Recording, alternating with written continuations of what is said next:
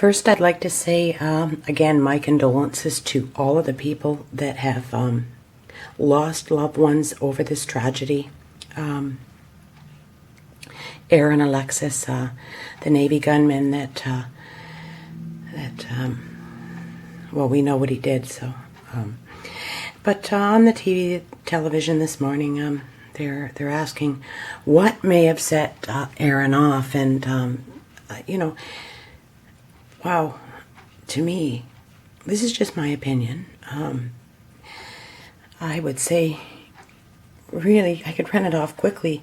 Number one, cried for help. He reached out desperately. He was torn and feeling like he was losing his mind. He was going crazy and searching for hope. Number two, was further pushed into his deep darkness and his self-hate, and then I think that just triggered it and turned his hate towards everything, everyone, everything. Through the rejection and not being heard, having his great pain and suffering minimized. That's exactly how it would feel to me if I was expressing all of these concerns and voices and demons in my head, and to have it handled the way Aaron had it handled. All hope was gone, and the rest is now an extremely sad and tragic part of our history, unfortunately. So,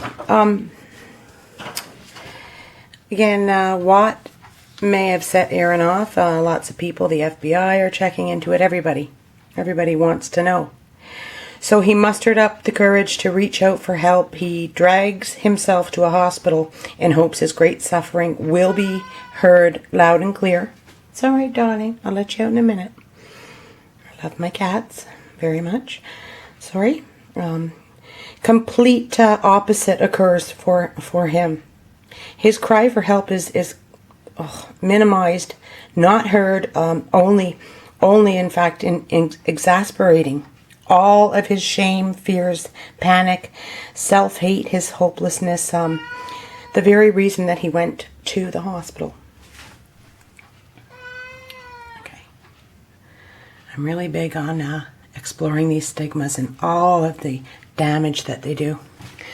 But yes, he indeed picked himself up and he made it. He dragged himself to the hospital. And in my other video, I was explaining, wow, that's a very brave thing for someone to do in his condition. And I really do think it has to do with it's a lot harder. It's hard for everyone, but he was a man. Men have, all sorts of pride. So do women, but different. He was a Navy gunner, so he's a very proud man. I truly believe the moment Aaron was asked if he felt anxious or depressed, I truly believe it was all over. That's it. It was end of story. The damage was done, and that was the trigger. Okay, that was it. Overwhelmed, triggered, now completely and utterly lost, hopeless, and he went there for the hope of somebody helping him, and he knew there was some real bad stuff going to happen to him, and he was terrified of himself.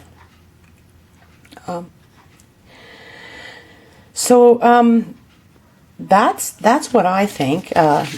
That's what I believe. I think that the medical profession would benefit so much by speaking to people that actually suffer with these stigmas, that actually suffer from depression, anxiety, the stigmas we feel, the shame, the panic attacks. So yeah, we do know that this world has to unite. This world needs to unite together and help rid these stigmas, all the stigmas, not just the mental health stigma, okay? All of the stigmas that cause so much damage to a person's self-worth, okay? Their self-esteem, everything. So that is what I think may indeed have set Aaron off. Again, my heart goes out to all involved, and again, Kathleen, God bless you, and know you are loved, and And this is not your fault. This is not your fault. We were all very touched. I think the world was very touched that you went on the news and you were so traumatized and destroyed, as a matter of fact. And you reached out to people. And so now I believe we need to reach out to you and all of the other very, very tragic victims of what had happened. We need to reach out to you and let you know we realize this is your son. This is not your fault. As a matter of fact, I believe that you are owed an apology. And so are all the victims and the victims' families, everyone involved. They are owed an apology by many, many people when this finally comes out and it is investigated and they find out how much this poor man reached out and was unheard. So that's it. I'm done.